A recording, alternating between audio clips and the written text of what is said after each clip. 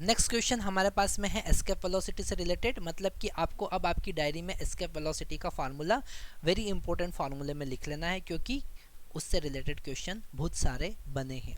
आप जितने भी क्वेश्चंस देखेंगे जेई 2023 में, उसमें कुछ क्वेश्चंस हमारे पास एस्केप वेलोसिटी से रिलेटेड है, और अगर एक किसी भी कॉन्सेप्ट पर एक भी क्वेश्चन आता है तो वो कॉन्सेप्ट हमारे लिए बहुत ज़्यादा इंपॉर्टेंट हो जाता है।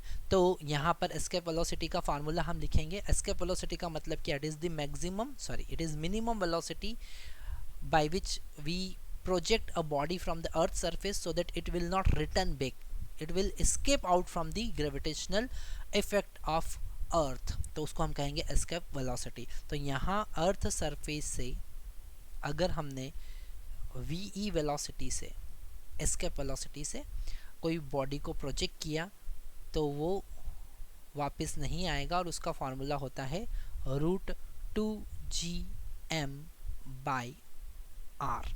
एक और फार्मूला होता है हमारे पास में, क्योंकि यहाँ पर g is equal to capital G M by R square हम लिख सकते हैं।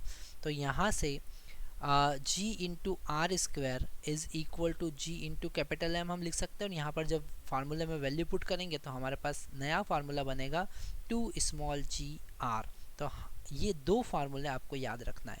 अब इन दोनों फार्मूले में से आपको कौन सा फार्मूला यूज़ करना है वो क्वेश्चन में जो वैल्यूज़ गिवन है उसको देखकर समझ में आएगा। Escape velocity of two planet A and B are in ratio 1:2। Okay, मतलब v1 by v2 is equal to 1/2 given है, and the radii are ratio of their radii respectively is 1:3, मतलब r1 by r2 is equal to 1/3।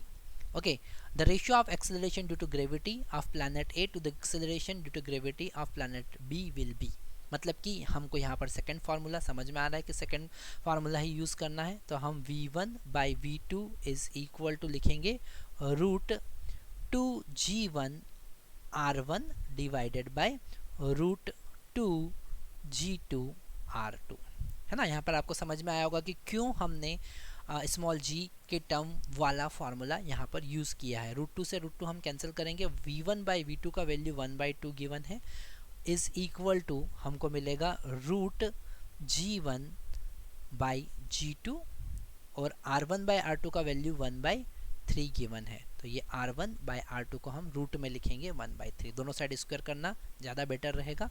So 1/4 is equal to g1 by g2 into 1/3।